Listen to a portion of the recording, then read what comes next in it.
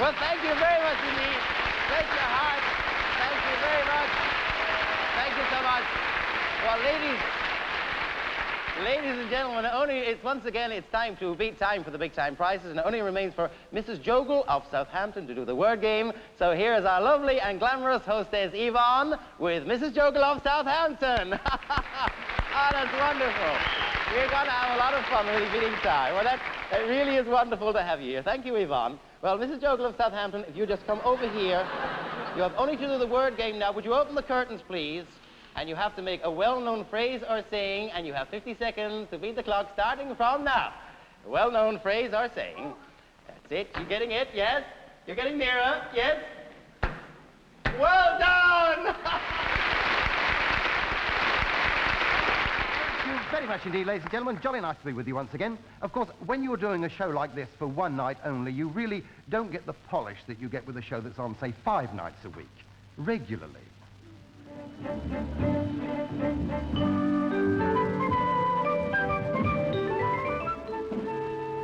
Children's Own Art Exhibition. Old age pensioners evicted for not paying their rent. Well, first of all, Anglo-German friendship.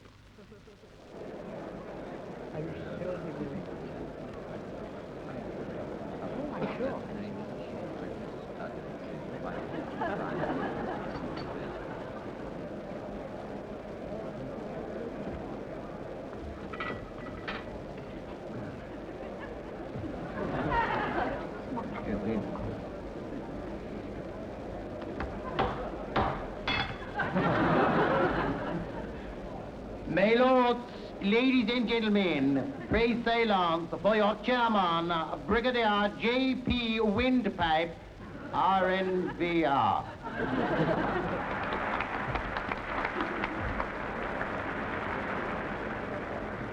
Friends,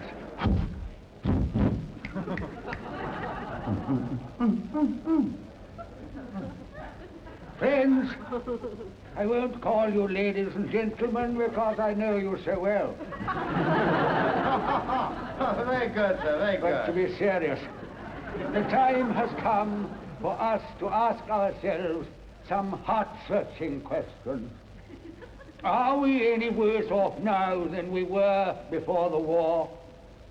Yes, it's a difficult question, but the answer is, of course, no. Economically, we are better off. But are we any better off spiritually? I know you must answer yes. We are not. But do we blame our German cousins for this lack of spirit? Of course we do. So, let us go forward with our German friends. Let us be firm, but understanding. Let us be strong, but compassionate. But above all, let us be consanguine pharmaceutical.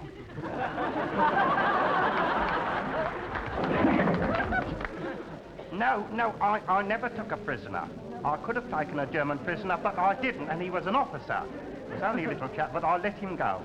Well, I said to myself, what difference is it going to make to the war if one man is incarcerated? Yes. It won't make any difference at all, so I let him go. And I shall never forget the look of gratitude in his eyes. You could hardly see his eyes, actually. He had a lock of black hair coming down, covering them. And a little black toothbrush moustache. He looked a little bit like Charlie Chaplin. But there, good luck to him, I say. Off you go, I said. I say, Fritz, how about playing... Pensioners who...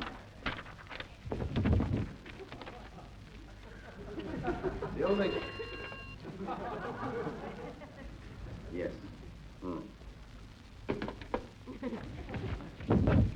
Yeah. Buckingham Palace, an imposing sight in the early morning sunlight. And here we see Her Majesty the Queen and Prince Philip. More than 30,000 people turned out to see them and to cheer them on their way. Truly one of the most magnificent spectacles in the royal year, as the royal filling in regal splendor.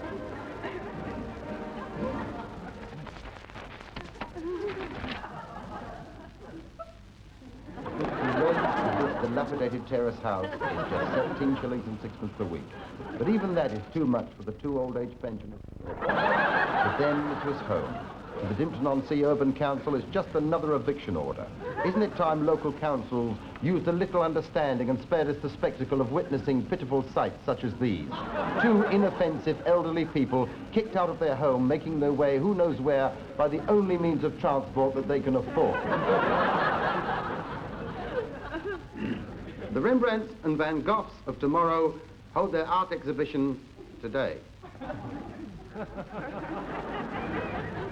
Believe it or not, was painted by a child of 8, Peter Durham from Dimpton. It's quite remarkable, isn't it, for one so young? Well, one dedicated little painter is still painting away here. Now, let's see what you've been up to.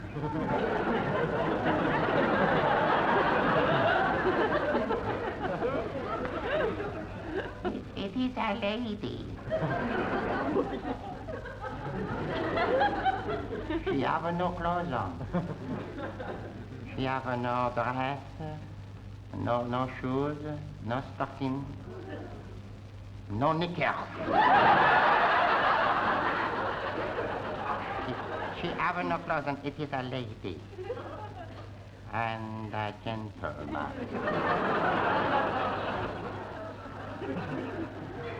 He is naked. They are both naked. He is very fond of the lady. So he is. And, what's your name? Rodin, madame. Gaston Rodin. 24 hours, Monday night. Okay, Cliff.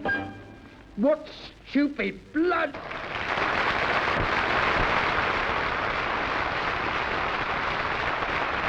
Ladies and gentlemen, during the past few years, Great Britain has produced very fine young film directors. Men like Christopher Borman and John Miles have already made their mark. But with me in the studio now is perhaps the most brilliant of our up-and-coming young directors, Mr. Freddie Scuttle. Good evening, sir. Good evening, Mr. Scuttle. Good evening, viewers and cinema goers. Mr. Scuttle, you are described as the most brilliant of our young directors. Yeah, I'm 23, sir. You look considerably older. I worry a lot. Well, Mr. Scuttle, you've been quoted as saying that the current crop of British films falls roughly into 2 different categories. 2 categories, yeah. Yes, on the one hand, there are the way out films, Yes. and on the other, the with it films. Yeah. 2 categories, sir, yes. Well, what's the difference? That's what I say, sir. Who cares? No, Mr. Scuttle, let me put it another way. Put it whichever way you like, sir. It's entirely up to you, sir. Well, take your latest film, Mr. Scuttle. Would you say that was a way out film or a with it film? A way out film, sir. And that is not just my opinion, sir. That is the opinion of the cricket, sir. They come to the press show the second it was on the screen, sir. Way out, they said. Where's the way out? They knew, you see, sir. Well, take the current crop of spy films, like the James Bond series. James Bond, yes. Well, now, would you say James Bond was way out? Oh, no, sir, no. And some of them well-rounded actresses he works with, sir, that might be described as being way out, sir. You see my point, sir? Yes. So you would say James Bond was with it? I should think he's never without it, sir.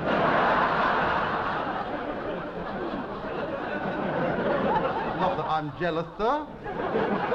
Just envious, that's all. Well, Mr. Scuttle, tell us a little bit about your latest film. It's what we in the trade, sir, call a novel vague film, you see. A novel vague film? It's based on a vague novel. And it's called The Knock, sir. And it won the Film Festival Prize, sir. But The Knack has already been made. That won the Cannes Film Festival Prize. I don't know about that, sir. We won the Film Festival Prize, sir. Yes. What, at Cannes? No, Chipping Sodbury, sir. We had a lovely festival, so all the big continental directors was invited, sir. Truffles was invited, sir. Fell in it. Ingmar Bergman? Her as well, yes. And the Italian one, Anthony Honion, was invited, sir. Anthony Hunyon? Yeah, No, Mr. Scuttle, you mean Antonioni. Yeah, Antonioni. Yeah. I was going to write to him myself, but it was a little bit difficult, you know. Yes, I think I know what it is. You can't spell Antonioni. I can spell it, sir. I just don't know when to stop. Mr. Scuttle, who's starring in your latest picture? My latest discovery, sir, mean, moody, magnificent Mervyn Twit. Yes, I remember from your latest press handout, Arthur Gardner describing him as tall, dark, and handsome. Yes. Well, either that, sir, or tall and in the dark handsome. I'm not too sure, sir. Viewers will be able to judge for themselves because we're now going to show you a short excerpt from Mr. Scuttle's latest film, The Knock.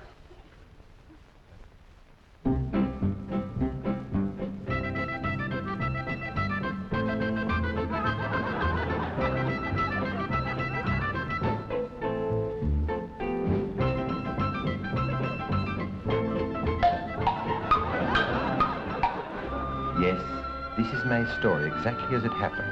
I was 30 years old and was considered by my several friends to be quite nice looking. But even so, I'd never had any success with the opposite lot. With that nice Miss Perelman at the dancing class. Somehow she just hardly seemed to notice me.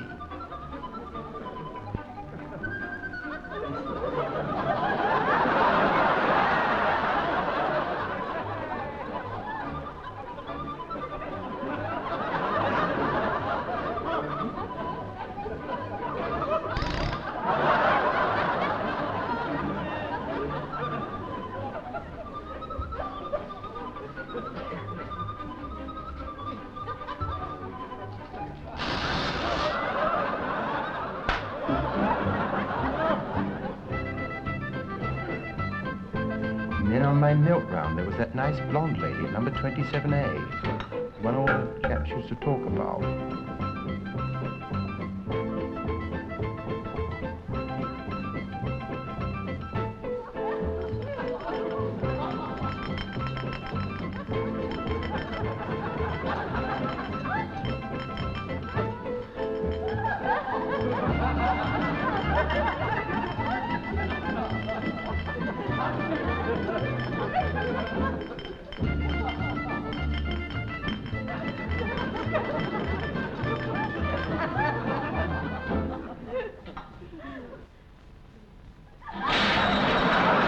Always something seemed to go wrong. Then one day, into my life came Barbara. She was the most beautiful creature I'd ever seen. She had the face and figure of a lovely young girl with the deep, understanding eyes of a deeply sensuous, full-blown woman.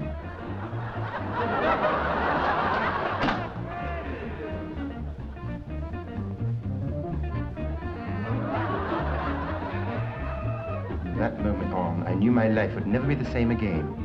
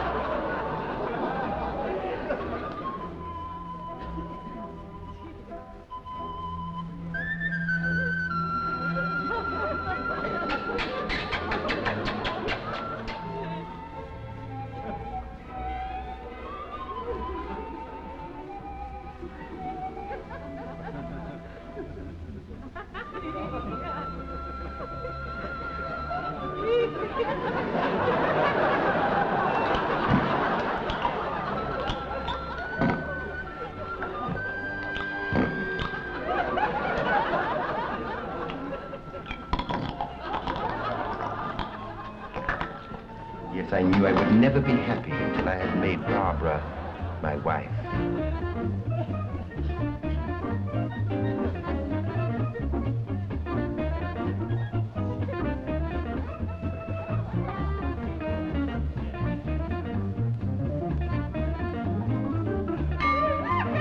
Being married to Barbara was like a dream come true.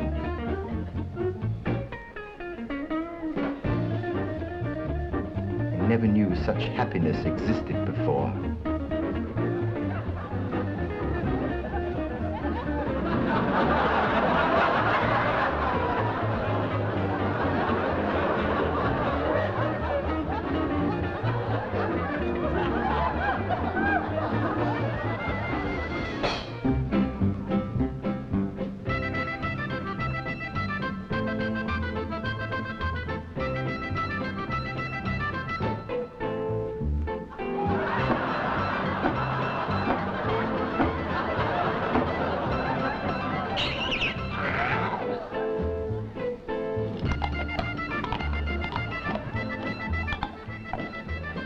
I knew we was made for each other. We had so much in common.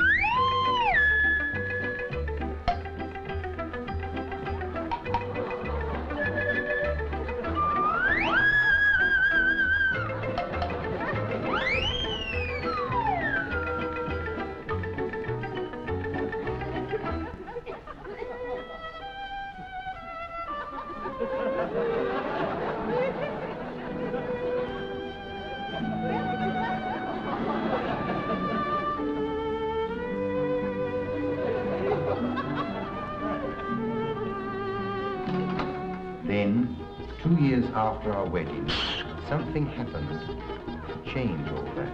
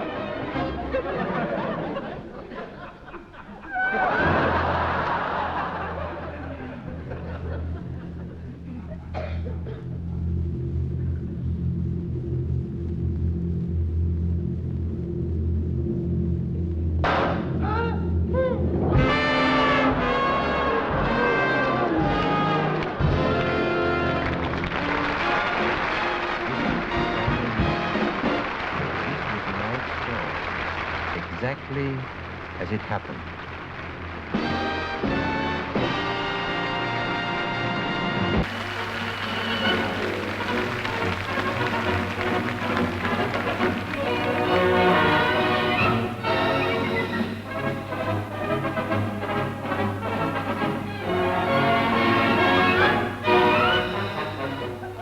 Good evening. Well, tonight, Sports View looks to the future, to the Olympic Games in Rome in 1960. In the last Olympic Games, Great Britain achieved an outstanding success in the show jumping events. But what of the future? Peter Vernon went out last week to the Brodie stables at Letchworth to interview that fine British horsewoman, Mrs. Emily Biscuit. Mrs. Biscuit? Mrs. Biscuit? Hello, can I help you? Oh, now, Mrs. Biscuit, I know you must be frightfully busy, but I wonder if you could spare a few minutes to tell the viewers a little about yourself. Well, I'm afraid I've got a filthy habit. Really? And what's that? This one I'm wearing now. I just use it for laughing around in here, you know. Yeah. Don't worry about that. Now, tell me to begin with, Mrs. Biscuit, how long have you been show jumping? I have been show jumping since I was 17 years of age. Mm-hmm. That'd be about 8 years ago. Yes, quite 8 years. Yes, it would. Yes. And how many hours riding and jumping do you put in per day? I would say about 10 hours a day. Really? All those hours bouncing about on a horse? Doesn't it give you a headache? No, quite the reverse. See, it's inclined to give the horse a headache. You see. Now, this horse you're taking with you this year to the Olympic Games. My pal. My pal. Is that him in there? He's in there, my pal. Hello, my pal. That's his name, my pal. Do you ever get tempted to call him my pal Bob? Oh, heavens, no. I couldn't very well call him my pal Bob, could I? I mean, he doesn't look a bit like Bob, but just a little, doesn't he? He may grow off of it, of course, hope so. Now, Mrs. Biscuit, during these 8 years that you've been riding and show jumping, you must have won an awful lot of trophies. Oh, I've won a lot of awful trophies. I have really. I have 12 statuettes, 24 medals, and a shield inscribed for the fastest mare in Surrey. I'm very proud of that. Really? Yeah. Have you ever won a loving cup? Well, I've never been in for that sort of competition. Well, now, Mrs. Biscuit, have you any advice you'd like to give to girls who go in for show jumping? I mean, what would you say is the most important thing? Well, I would say without a doubt the most important thing to have is a horse. I mean, otherwise there's very high fences. I really meant apart from that. Oh, well, I would say I usually find when I'm show jumping, the first thing the judges look at is my seat. Because when I ride just as if I were part of the horse. I do really. Wouldn't do to say which part, though, would it? Well, I'm quite sure there must be a lot of horse lovers viewing tonight. Yes. So I wonder if we could coax my pal out for a minute or so. Well, I am terribly sorry, really, because you see he's not terribly well. I'm just about to give him his horse pill, as a matter of fact. Really? I see. That's most interesting. This one here. Oh, now tell me, how exactly is the pill administered? Well, with the aid of this tube. You see, you place one end in the horse's mouth and the other end, and you put the pill in there, you see, and you blow. I'll let you. Come on, my pal, come along. Open it up. There's a good horse. There we are. Ready, steady. I'm afraid he blew first. Oh, dear. Oh, most unfortunate.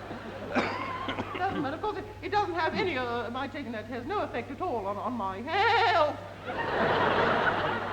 I'm pleased to hear that. But I'd love to stay here talking to you, but I'm afraid I've got an awful lot of things to do, you know. Cleaning out all the stables and that, and the work just keeps piling up, you know, if you don't really... You understand? I'd love to. I quite understand, Mrs. Biscuit, and thank you very much. We'll say goodbye. Well, but just before you go, I will try and get my pal just to say bye-bye. Would you? Yeah, I shall have to coax him, though. Yeah.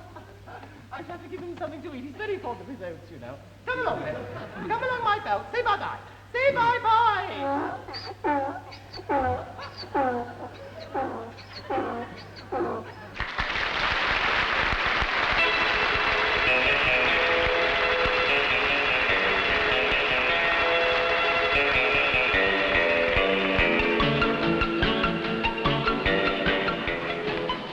Hello there. Welcome to another edition of Soapbox Jury. And let's see who we have on tonight's panel, shall we? Fred Curry, disc jockey. Hello there. Lisa Gassometer, film star. Evening. Lady Edgware. Lady. And finally, Ted Crumble, film actor. Hello. Well, now let's see what they think of this one.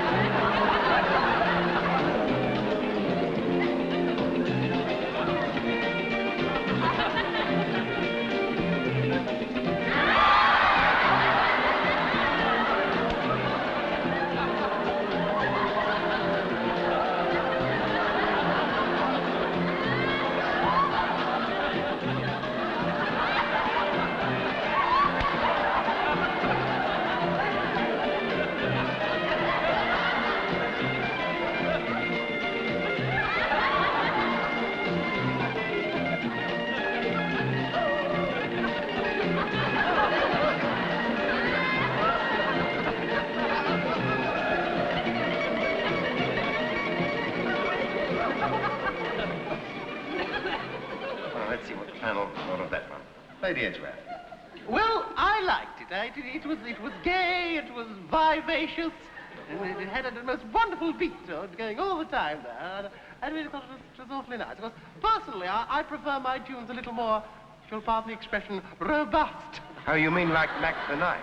Yes, like the sort of tunes he sings, yes. Then, of course, the teenagers seem to like it out there, and they're the ones that will buy it, of course. You see, mind you, of course, I left my teens way back in 1957, but so I can't say for sure, but I do think it'll go up. I think it's awfully gay. I do really think, yes. Ted Crumble. Well, I found it most exciting. I mean, I think it had a wonderful beat and a wonderful backing, and I think it'll go up. It's so exciting. Fred Curry. I liked it. I really did. Although I felt that the introductory passage, that it'll run up on the piano, or as we in the business call it, an archipelago, was reminiscent of a track from the LP Elsie and Doris Waters in Las Vegas. I rather felt that. And I do feel this group owes an awful lot to Wingy Manone, Muggsy Spanier, Jelly Roll Morton, Victor Sylvester, to say nothing of Edmund O'Ross, the Irish band leader.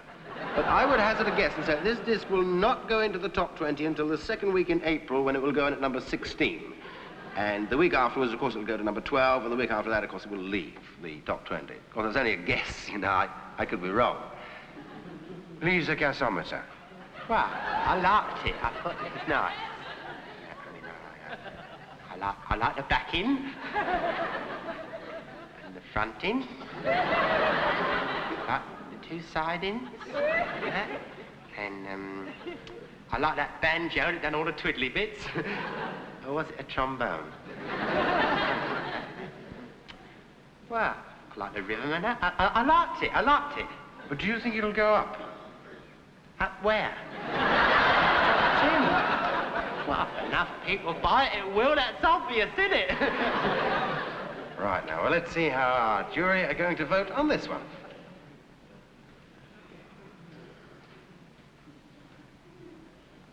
Well, they don't seem to be able to make up their minds, so we ask our audience judges what they think.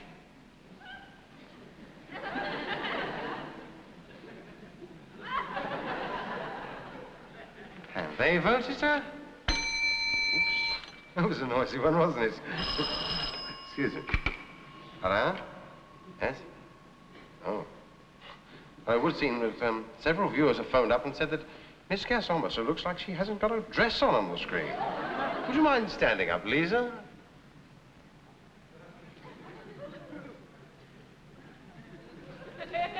See? Really, your minds. Bye now.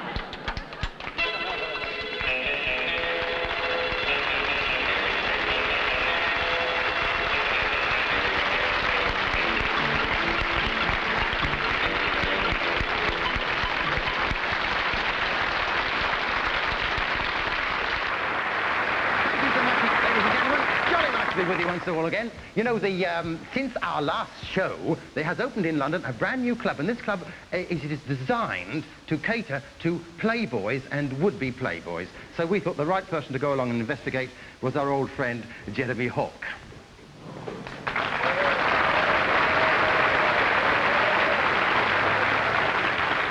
Thank you very much. Good evening. Well, Scuttle's Fun Boy Club, according to the press handout, is, and I quote, Britain's answer to the geisha houses, a temple of feminine pulchritude and beauty, and the tired businessman's dream of paradise. Well, let's find out a little more about it from Mr. Fred Scuttle himself. Good evening, sir. Good evening, viewers. Good evening, Mr. Scuttle. Welcome to Scuttle's Glamorous Fun Boy Club. Thank you. Well, now, Mr. Scuttle, I believe your members are waited on by very beautiful waitresses. Yeah, we do not call them waitresses, sir. They are not dressed as waitresses. They are dressed as cuddly little teddy bears, sir. More bear than teddy. Well, now, how many of these girls do you employ?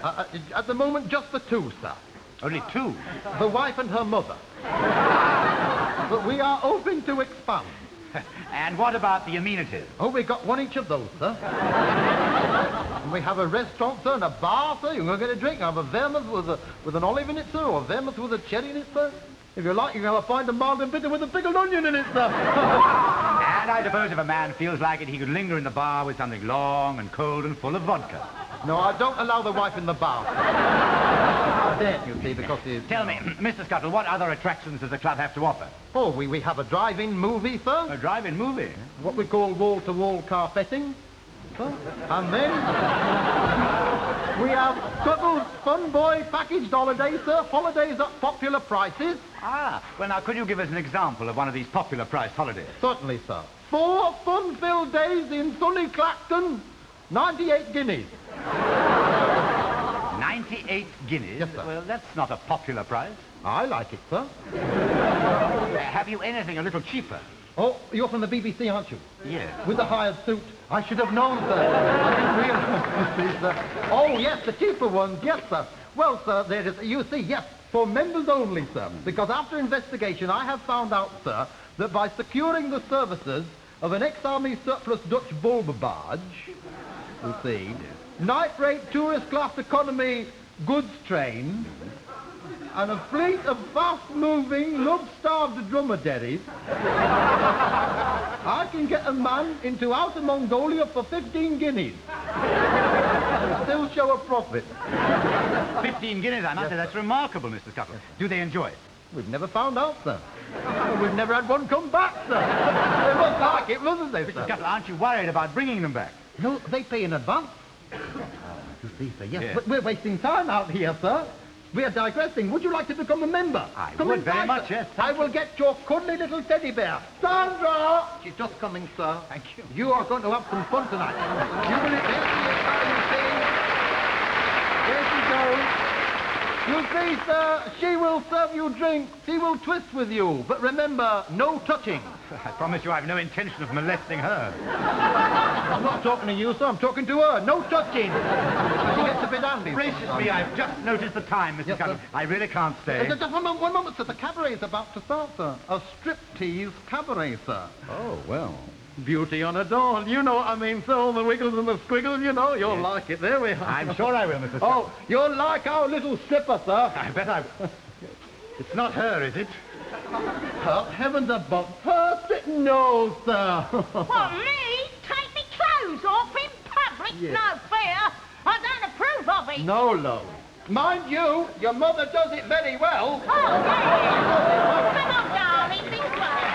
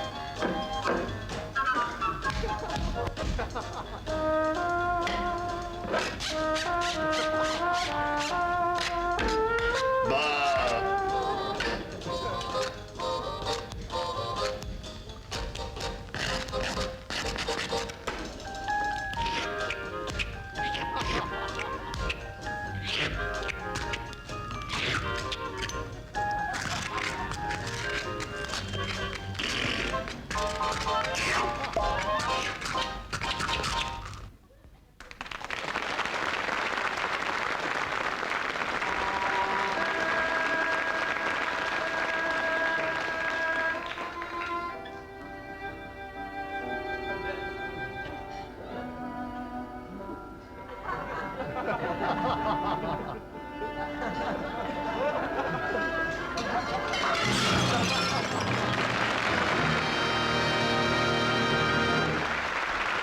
know, the BBC has often been criticised for presenting far too many old films. So tonight we're going to put things right and present a film which was only made 3 months ago. And it is J. Arthur Klinker's very exciting The Stamp Collector.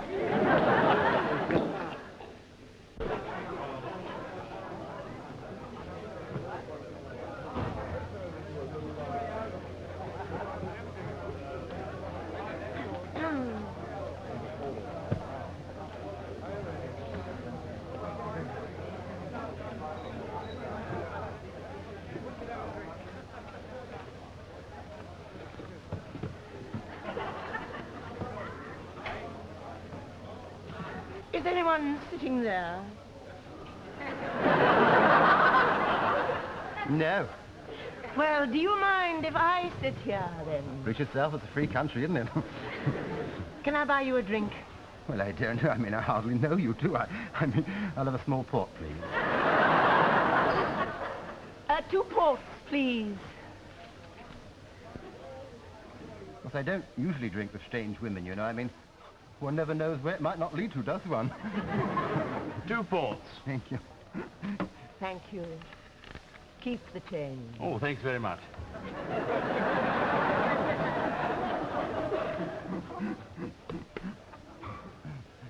Oh, just look at that picture over there. Isn't it lovely? Quite nice. Do you think it's a constable? No, he looks more like a game warden the way he's dressed, doesn't he?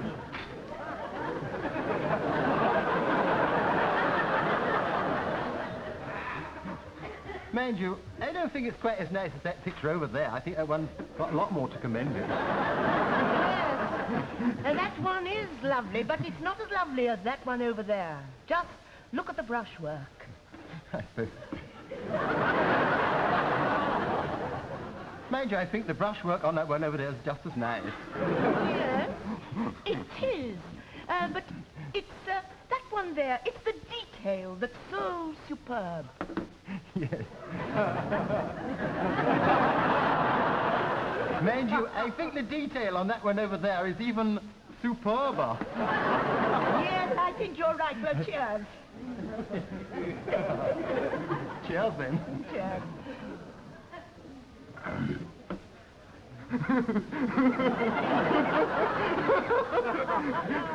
You don't know what I know.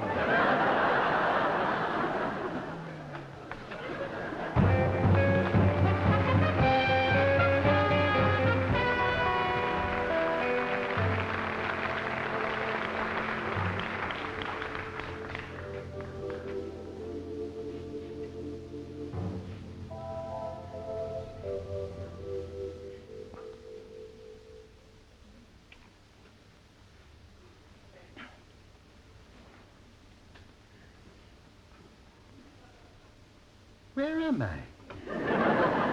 This is not my room. Where's Teddy? This is not my bed.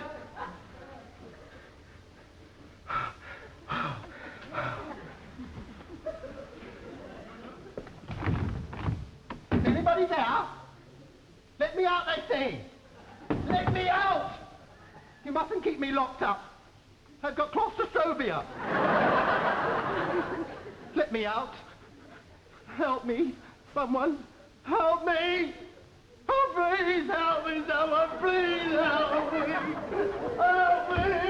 Help me. Room is soundproof, you know. So you won't do any good by shouting. Well, I won't bother then. Here. Why have you brought me here? It's not to have a bit...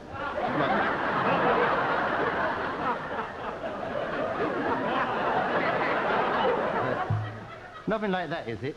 Yeah, I don't believe in that sort of thing. Well, not before marriage, anyway. And I'm none too sure about afterwards, either. Why have you brought me here? Well, I collect beautiful things. And you know, you really are terribly handsome. I know. I mean, there's no reason to lock me up, is there? And why pick on me? I mean, there's plenty of other fellas just as nice, almost as nice looking as what I am. I mean, why me? It's my hobby, you see. What is? Philately. Well, that'll get you nowhere for a start, will it? I've got a Siamese tickle.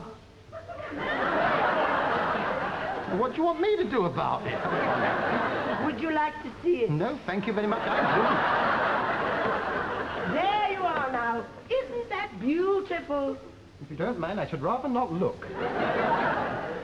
Oh, like stamp collecting. No, that's all right. That's quite a nice hobby, that. Yes, but it's not enough. Don't you understand? I'm lonely. I'm so terribly lonely. Well, I mean, don't carry on like that. I mean, you know the old saying. I mean, for every man, there's a woman. I mean, you can't complain about that, can you? I'm not complaining about it. I just want to get in on it. Well, I mean, there's plenty of pebbles on the beach. Then why don't you become a little bolder? Look, I tell you what. Look, let's be chums. Look, I tell you what, if we're just chums and you let me go, I'll go out with you every Tuesday and Thursday. I promise, honestly. We'll go out together every Tuesday and Thursday. Not enough. You mean you want to marry me? Yes. That's silly. That'd spoil everything. I mean, we'd have nowhere to go Tuesdays and Thursdays, wouldn't we? Look, are you going to let me go or not? You can't escape from here without the key, and I've got it. If you don't give me that key, I shall come and take it off you by brute force. Will you? Yes, I will. No, I won't. Ah, but you've forgotten the telephone, haven't you? Ah, yes. Police, 9. 9. 9. We'll soon see about that. Hello, get me the police, please. Hello, is that the police? I'm being held prisoner in a... Where is this place? It's Sloane 2092. Yes, officer. There's a wicked evil woman here. She's holding me hostage.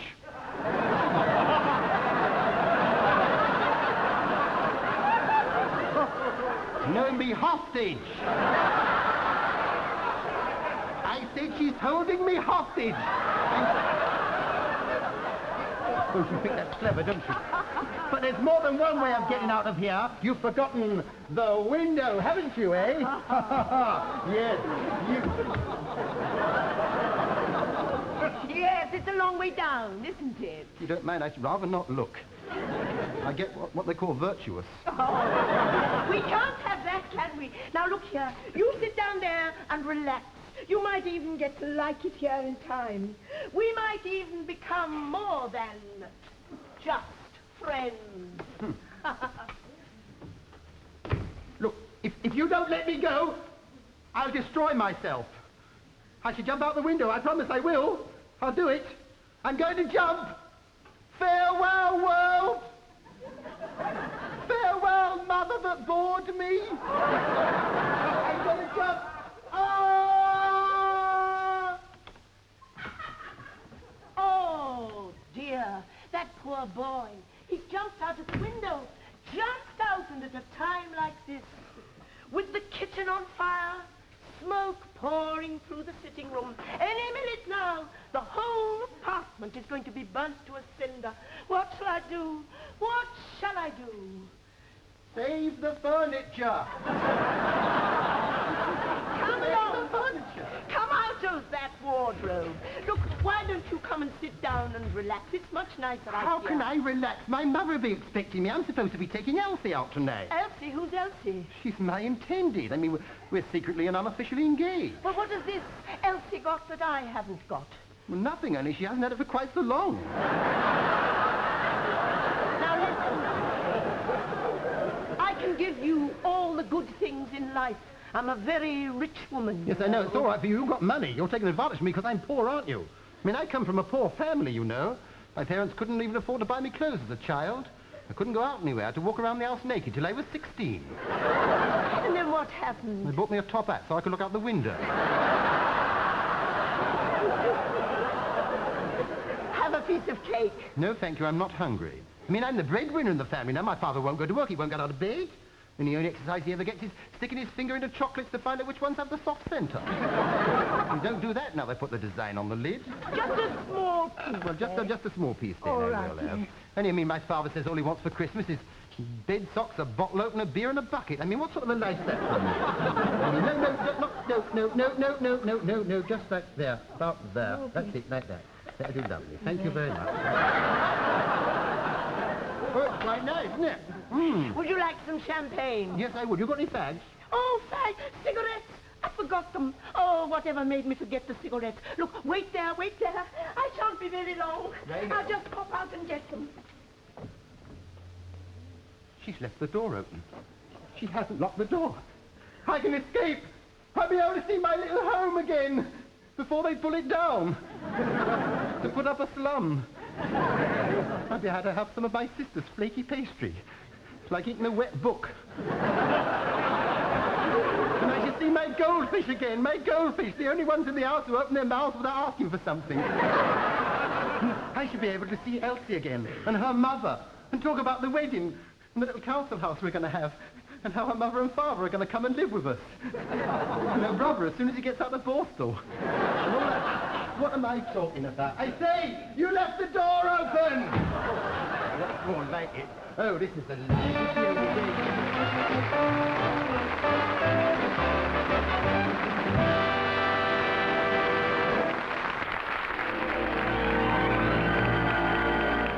Hollywood and the stars. Throughout the history of motion pictures, there have been many successful and enduring partnerships. In the late 20s, 3 comedians forsook the Broadway stage for the movies.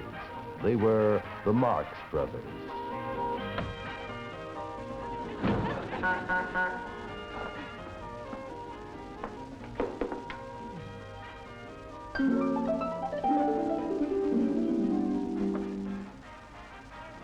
Hey, where you been? You found a baby? You found a woman? Ah, what's her name? Jewelry? What's the name of jewelry? That's it. Julie! You have found a Julie, the one with the microfilm. Ah, where is the microfilm? What's that, the Scout's honor? You're not a Boy Scout. No Scout, huh? But honor. Honor. The microfilm is honor. Oh, come on, we gotta go get her then.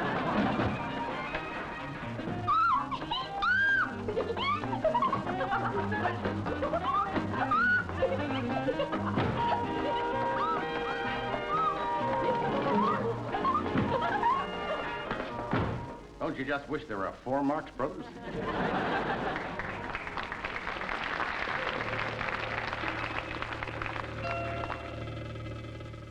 Certainly, no husband and wife team ever received more adulation than Richard Burton and Elizabeth Taylor, seen here in Who's Afraid of Lavinia Wolf?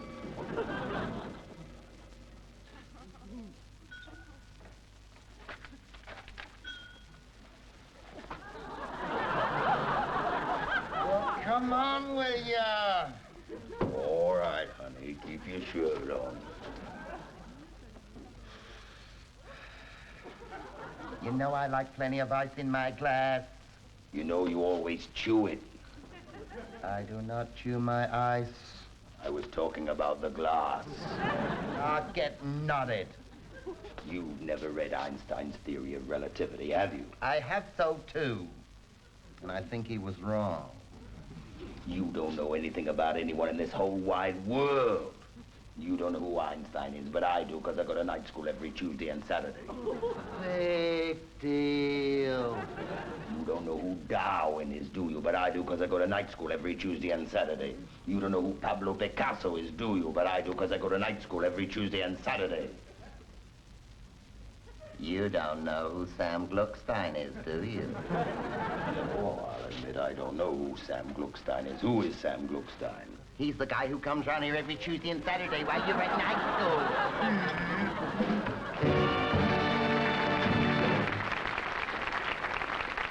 Probably the most successful partnership ever was that of Stan Laurel and Oliver Hardy.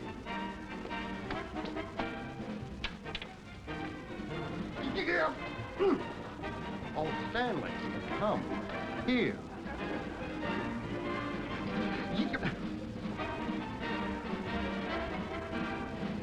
Come on.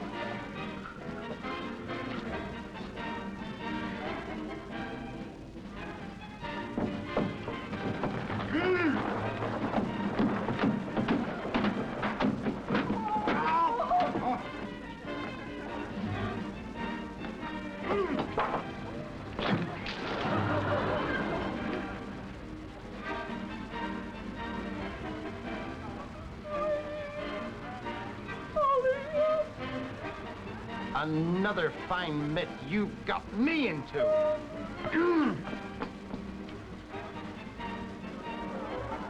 The early 40s gave us Sidney Greenstreet and Peter Lorre. See you, sir. Cindy mean.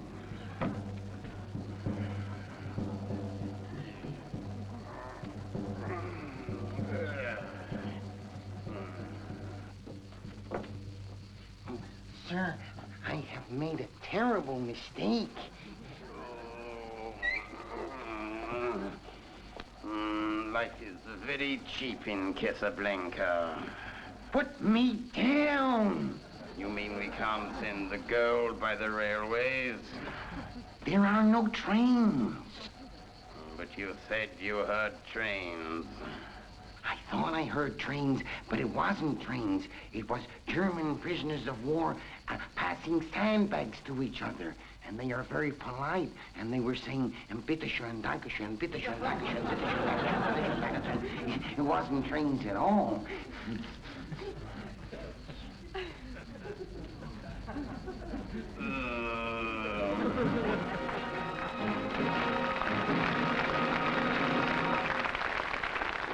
The musicals had their king and queen, Nelson Eddy and Janet MacDonald.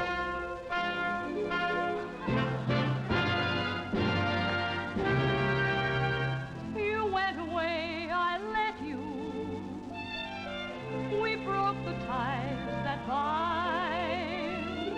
I wanted to forget you and leave the past behind. Till the magic moment when I met you seems to stay forever in my mind. The sky was blue and high above. The moon was new and so was love.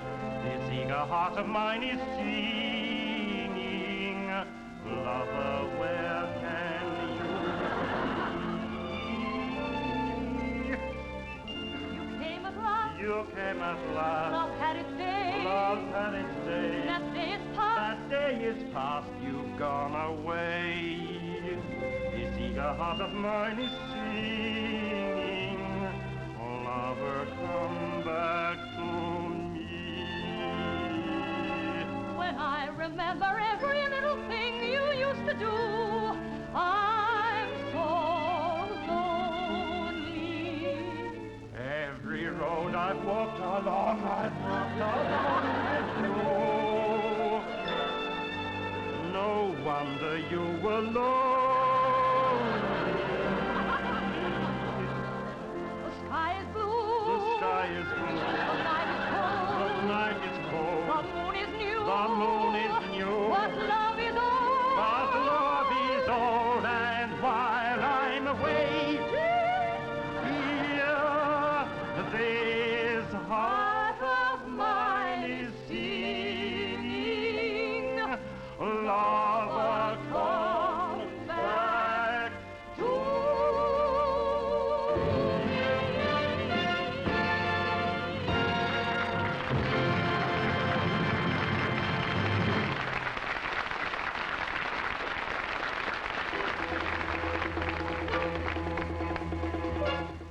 1954, on the waterfront, with the superb performance of Rod Steiger, matched only by the brilliance of Marlon Brando.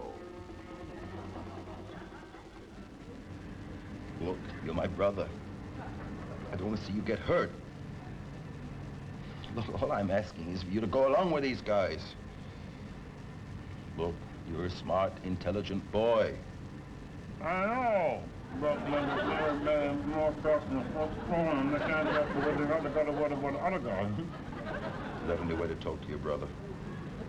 No, maybe, last on the one that got straight and then I got in the hole. You know, Terry, sometimes I just don't understand you. Now, Mac. He's 44th on 33rd Street. What do you say, Mac? East 44th on 33rd Street. How's that again, Mac? Look, you don't let the guy with just grown 40 cents a tin of water kidding, eh? Oh, why didn't you say so in the first place,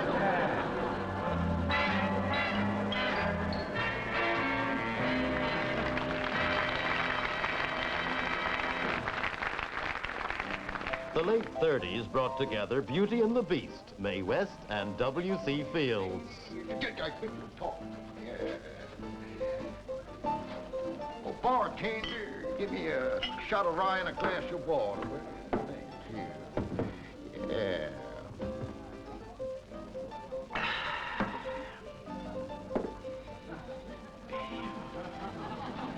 How's the wife? Yeah, better than nothing, I guess.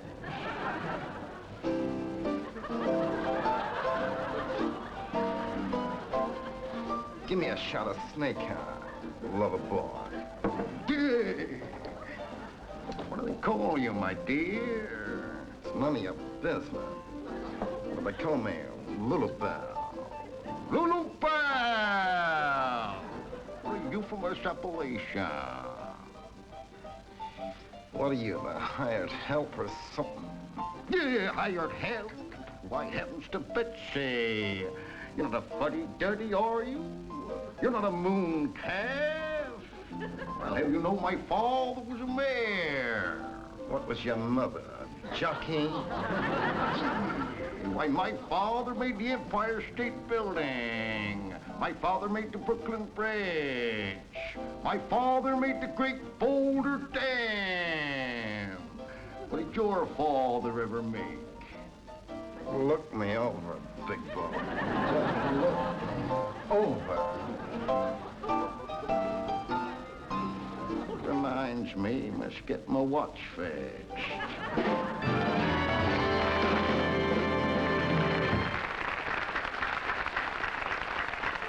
And so ends the partnerships of Hollywood and the stars.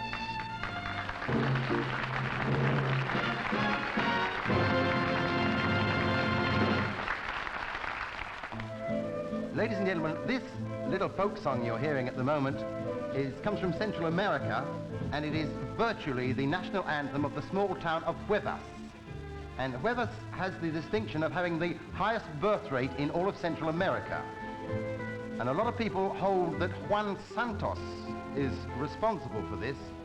He's 97, but a very sprightly 97. And he is the local train driver. And he drives his train through Huevas every morning at 5 o'clock and blows his whistle. Loudly. And wakes everybody up. And at 5 o'clock in the morning, it's too early to get up and go to work. And it's too late to go to sleep again. And I wish I was dead. But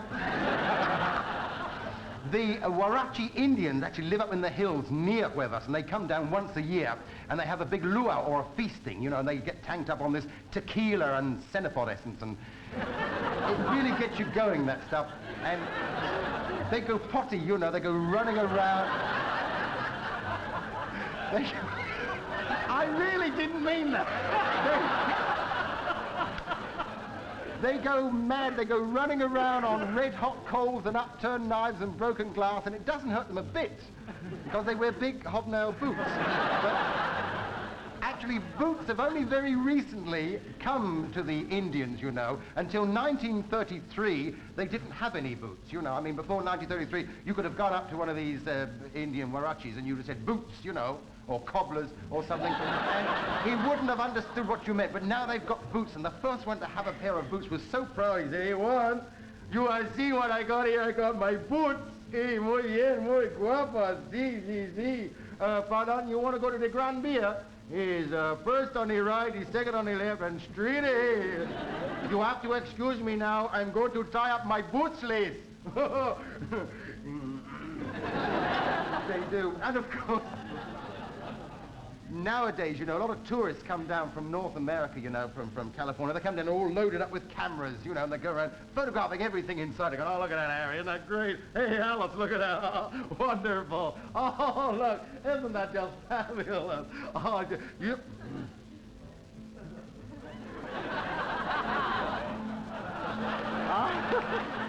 I wrote some words to this song. I think it's rather lovely.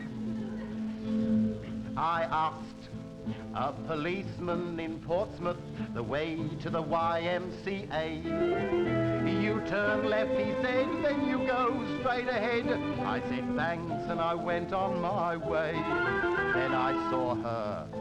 She was in a pub doorway and I saw the way she was dressed. Her blouse was so low that I murmured, oh, as I saw her pink woolly vest. Oh, sailor, I'm lonely, she whispered, and she smiled, and she gave me a flower. Then round to her place we casually strolled at 70 miles an hour. The moments that followed thereafter are moments I'll never forget. I kissed her hands and I kissed her face, and if I'd stayed I'd have been kissing her yet. Then a knock at the door, 'twas her husband. She said, jump out the window, he's vicious. I said, you must be joking, we're 13 floors up. She said, darling, don't be superstitious. Then he burst in and he rushed straight up to me. I thought I was in for a fight. He said, you've gone the wrong way for the YMCA. You should have turned left and not right.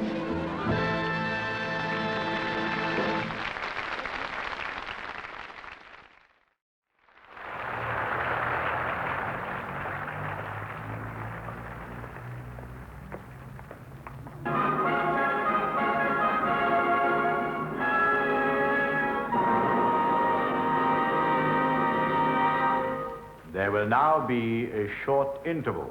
The sales staff will visit all parts.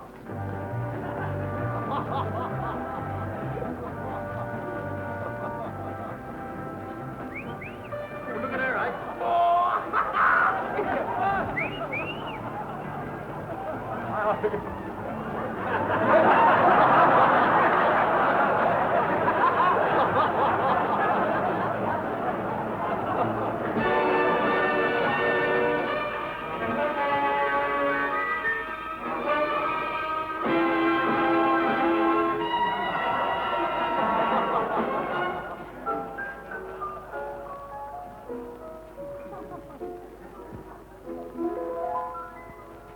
Is that you, Tony? Yeah, he just come in. He's up at the bar drinking. You can't miss him. He's a lean, tall, good-looking, got a strong chin, hard steel blue eyes. About 24. Must be careful. He's tough. He's ruthless. He's a cunning. But above all, he's consanguineous. Hey, wait a minute. Hell can just come in. Better be careful. Used to be a big thing between them a while back. Hiya, Stella. Long time no see. Too long. Hasn't it been too long for you, Harry? Haven't you missed me? Missed all the fun we had together? They were good times, weren't they? Weren't they, Harry? Sure were. They sure were. You know what I remember about you, Harry? It's the way you smile. You know, every time you smile, your nose sort of crinkles up. It's always fascinated me, the way it sort of crinkles up. You still drinking, Harry? Why do you do it, Harry? It was your drinking which split us up the last time. But if you give it up, right here and now, you can have me back, Harry. Well, which is it to be? Henry, give me another bourbon. Very well, Harry. If that's how it's going to be, you'd better take your ring back. Oh, come on, Stella. Don't be like that. I mean it, Harry. I want you out of my life for good. Now here, Take your ring back. Okay, honey, if that's the way you want it. Now go. Go on. Get out of my life, Harry. Get out of my life, please. Sure, honey, if that's how you want it. Harry, come back. Please come back, Harry. I need you. Okay, honey, I'm here. Harry, I want you to know, and I mean this, I want you to know that whatever you do, no matter what, and wherever you go, no matter where, no matter what happens, either now or in the future, or at any time, I want you to know that. Oh, Harry, I love you so very deeply. I love you, I love you. I've never loved anyone else. You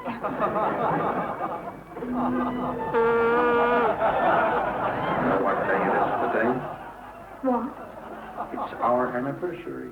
Don't you remember? 3 years ago to this very day in this very bar, we met for the very first time. And here, I got a little present for you. Oh, no, Harry, I just couldn't. Oh, go ahead, take it. I can't. Oh, Harry, a diamond necklace. No, it's too good for you, baby. Oh, Harry, how can I ever thank you? We'll think of something. Hello, Anson. Why, hello there, Scarlett. Mind if a lady sits here? Be my guest. Do you mind if I smoke? Go right ahead.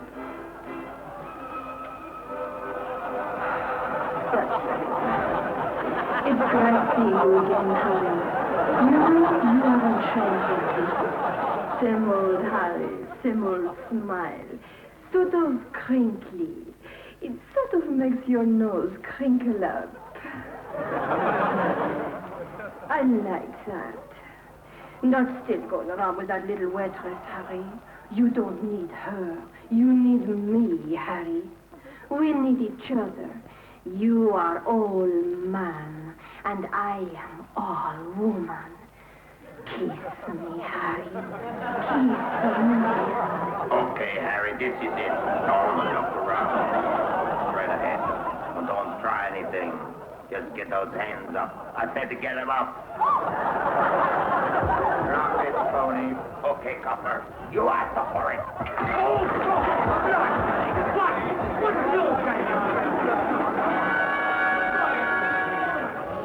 I'm taking you in, Harry. You've got nothing on me, Lieutenant. Harry, you're a three-time loser. And with a three-time loser, there's only one way out.